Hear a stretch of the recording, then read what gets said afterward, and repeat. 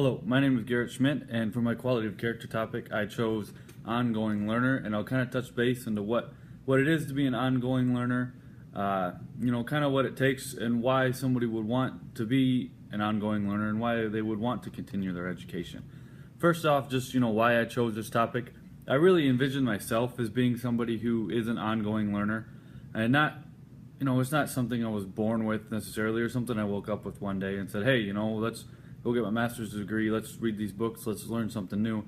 I kind of took a step back and I just looked at the people around me and looked at successful people around me and why they were successful and figured out they were never satisfied with themselves. They always wanted to learn new things, always wanted to try new things, and really most of them ended up, getting their master's degree or getting their doctorate degree, and that was something that I really wanted to do.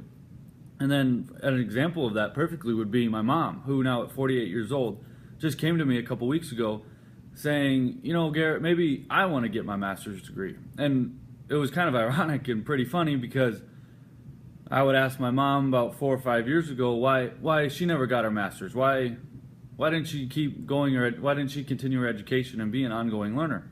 And she said, at my age it's just not worth it. And that was 5 years ago.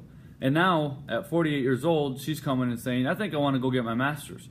And that goes to show with the next slide how it's never too late. You can always strive to be better. You can always continue your education, learn new things. And in her case, she might get her master's degree and go on to a totally different career, and she's been teaching for 26 years. She might try teaching at the collegiate level, which is huge, and I have to say I'm extremely proud of her for doing that. In the next slide, what is an ongoing learner? Henry Ford was quoted saying, anyone who stops learning is old, whether at 20 or 80. Anyone who keeps learning stays young. And that's being an ongoing learner in a nutshell. If you continue to learn, you're going to continue to get that feeling of excitement and being young again, of trying new things and learning new things. And, ongoing learners can be of any age. It's never too late, as I said before, to go maybe get your master's degree, or maybe to finally figure out how to change the oil on your car. There's plenty of different things that you can try to be an ongoing learner and continue to further your knowledge and just be the best person that you can be. One person I really, really think is an ongoing learner and is a great example of this is Nick Saban. He's always eager to learn more about his team, and he's always eager to learn more about the game of football and the teams around him. He's never satisfied with where he's at. And really it goes with embrace the process with the Philadelphia 76ers, who Nick Saban and the 76ers are embracing this grind, as some people call it, of getting better and taking each day one day at a time, instead of looking at the end goal, which for Nick Saban would be winning a national title, and for the 76ers would be getting back to the playoffs or probably winning an NBA title. But Nick Saban is embracing that grind. He's looking forward to every day stepping into his office, going out on the field and working with his players, working with his coaches, and just getting better day by day. On the next slide, there's an interview with Scott Van Pelt and Nick Saban, and at the 8:35 mark, Scott Van Pelt kind of looks to Nick, and this is not the first time that this has happened with Nick Saban. He turns to him and says, or asks him, how long will you enjoy this? As in, how long will you enjoy this national title that they had just won? And Nick says, well, we can legally start recruiting Thursday, and this interview was taking place on a Monday night. He said we can legally start recruiting Thursday, and Wednesday our kids have to get back to school. That goes to show he's maybe enjoying this for 3 days. Maybe because he's forced to, and he's not allowed to legally start recruiting until Thursday. And then he's back at the grind. He's back getting in contact with those kids that he's trying to recruit to play football for him in Alabama, and he's getting back to working with his players for next year already. Because he's also been quoted in another interview saying that we're 2 months behind, which goes to show he's an ongoing learner. He's always looking to continue his team's education and how much his team knows to get better, and he's never satisfied.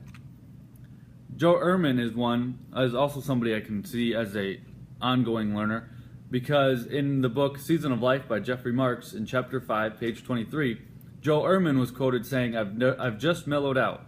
Went through the whole 9 yards of learning, I guess, but I think I've eventually developed into exactly who I was really supposed to be. And Joe Ehrmann was somebody who, towards the beginning of his life, when he played in the in the NFL, he wasn't really he was a nice guy, I guess, but he made some poor choices, and he'll be the first one to tell you that from the sounds of the book by Jeffrey Marks.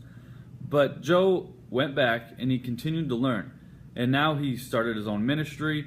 He's opened the door, which helps less privileged people. So Joe is somebody who, again, it's never too late, and you can never be satisfied with where you are. He wasn't satisfied with where he was. He took a step back, and at 40 some years of age decided he's going to go into to be a ministry and kind of start his whole career and life all over again with taking those next steps. Then the next slide is titled Stepping Stone. Continuing your education is not just about reaching the next stepping stone in the pay scale. And what I mean by that is, me as a teacher, I can look at our teacher pay and see that with a bachelor's degree I'll make this much, but with a master's I'll make a little bit more. And that's not what I mean by why somebody would want to continue their education. It's very nice, but if you continue your education, you're going to be the best person you can be. You're going to learn plenty of new things. You're going to further your knowledge on many topics, and you're just not going to be satisfied with where you are or what you know, which is huge. We've kind of gotten to that point already through this part of the presentation, that you can't be satisfied with where you are. You always have to want to continue to learn and get better. It's all about getting better. How does it apply with coaches, athletic directors, and teachers? Me as a coach, and then somebody who wants to be an athletic director, I need to be able to relay this message to my athletes and then possibly the teachers below me, that they can't be satisfied and that they need to be ongoing learners and continue to learn and not believe that they know it all. Which, if somebody does believe that they know it all, I believe that's very toxic, because then they're just satisfied. And I'm not sure who quoted it, but somebody once said, if you're not getting better today, then you're getting worse. And we kind of relay that to our football players, that if we're not going to do anything at all today, technically we're getting worse because somebody out there is getting better. And that's what the message I'm trying to send with my athletes as far as continuing their education is. If you're not going to continue your education, you're not just going to do anything at all, then you're probably taking a step back with that regards. One way that I continue my education is, I'm getting my master's degree now, and then every year we go to Minneapolis for the Glazier football clinics, where as coaches, we can meet with other coaches, figure out what they're doing, and learn new things from them. And that's been great, and I believe that's one of the most fun ways that somebody can continue their education and be an ongoing learner. It's through some research that I found on thebalance.com, the higher your education is, the higher your salary, which I guess is common sense to some, but I was really blown away by just how much of a difference it was that somebody could make from their bachelor's to their master's degree. And this is on average. This isn't in the teacher realm of the world or anything like that. The difference between a bachelor's and a master's degree is about $10,000, which you get your bachelor's degree when you're 30 and you work until you're 50. There's 20 years. 20 years times $10,000, there's $200,000 extra somebody could be bringing in just from getting their master's degree. Also, thebalance.com talked about the unemployment rate. And really, I wanted to look at the high school diploma unemployment rate compared to the bachelor's degree unemployment rate. And it's about, where I thought it would be. About 5.4% of people with their high school diploma are unemployed right now, with about 2.8% of people with their bachelor's degree are unemployed right now. And as you can see in the slide, as you get higher, their unemployment rate drops. However, I did not put on here the difference between the doctorate and the professional degree is actually, if you have a professional degree, your percentage of unemployment rate goes up. So I think that just has to do with how competitive that field is. Abraham Lincoln was quoted as, "All I have learned from books," which I don't necessarily agree with, because it kind of takes away from your education and continuing learning as far as getting masters or anything like that, and saying that you can learn everything from books. But I do understand that reading books is very important. That is a great way to continue your education. Being an ongoing learner is a mindset. It doesn't really happen overnight, and that's something I had to remember is it's tough in the beginning. It's tough to get your master's, but what I've heard from others is that it's definitely worth it in the end. And here's a quote that I have: "Do something today that you will thank yourself for tomorrow." This has to go with me getting my master's today. 5 years from now, I think I'm definitely going to thank myself for that. Why would somebody want to be an ongoing learner, or why would they want to continue their education? Kind of a sense of accomplishment. You'll never regret learning or trying new things, and that you might find something new, a new career path, or maybe a new hobby that you're interested in. And that I can say with my mom in technology education. She's just a regular elementary classroom teacher now, but she might find a whole new career path if she were to get her master's in technology education. And so in conclusion, ongoing learners, they set themselves up for success, and that they're never satisfied and they're always looking ahead to the next big thing.